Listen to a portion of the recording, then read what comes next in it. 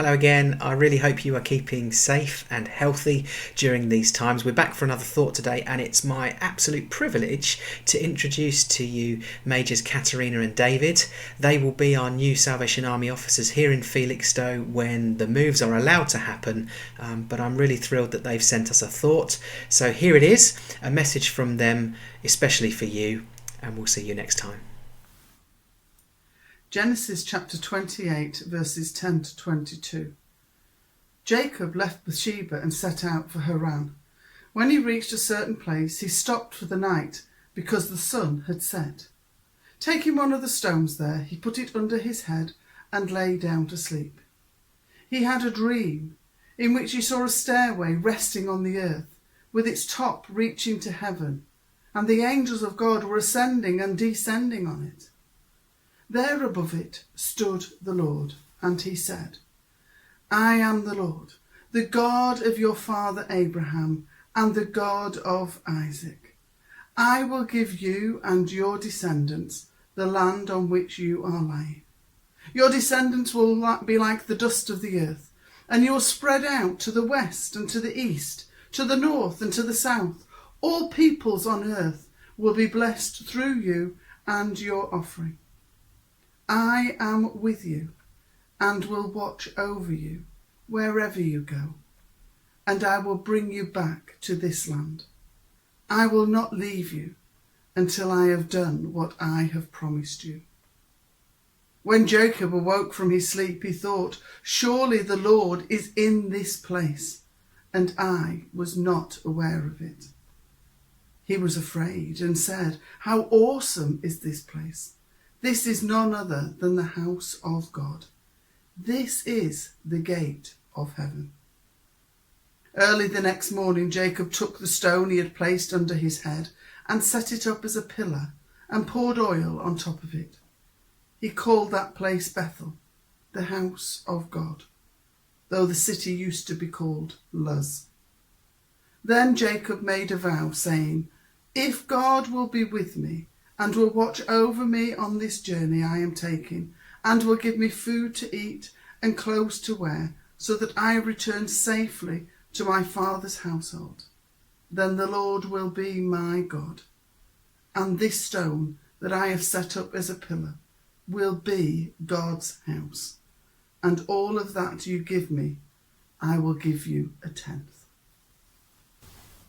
Hi friends, it seems strange to be greeting you in this way. We've never met you yet, and we're looking forward to coming to Felixstowe in due course. We want to say thank you to Sergeant Major John Ellison for the invitation to be part of your pause for thought.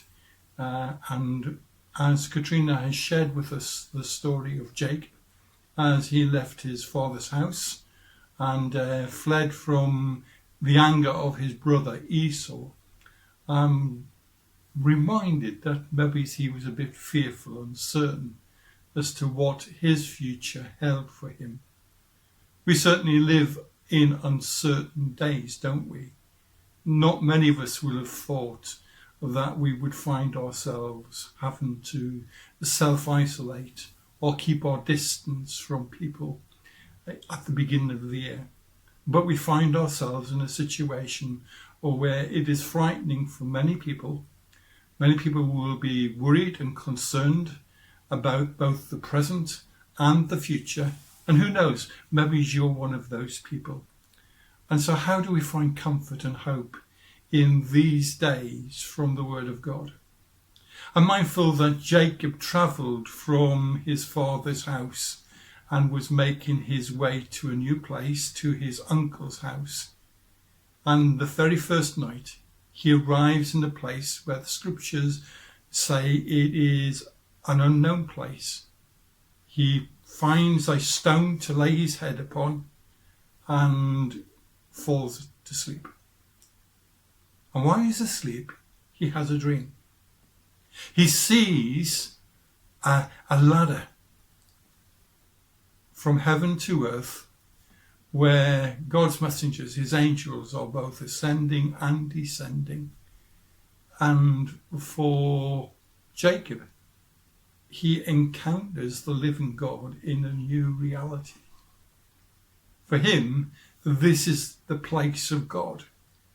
In the midst of all the things that are going on in his mind, he experiences the presence of God meeting his every need.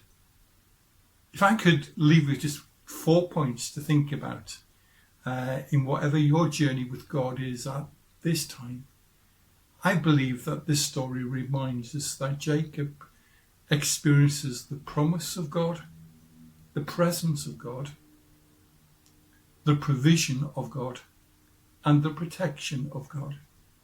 As you read the story for yourself, you will discover that God promises that he will be with Jacob.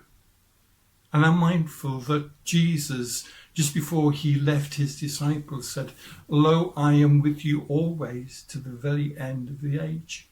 It's Jeremiah who reminds us that God says, "I know the plans I have for you, the plans to bless you and prosper you." So whatever your experience is today, my prayer for you is that you will experience the loving presence of God with you, that you will rely upon his promises and be astounded by his provision for you day by day. Continue to love and support and to care for each other. Keep in contact with brothers and sisters, and even make new contact with people that maybe you don't know too well. Just checking on them, making sure that they are well.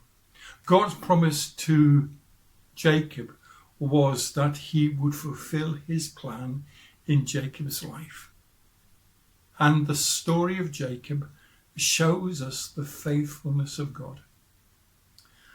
We're blessed in the Salvation Army to have so much beautiful music and people who have penned some beautiful words. Let me invite you to maybe pause for thought as we listen to the International Staff Songsters singing His Provision, written by General John Gowans. God bless you all.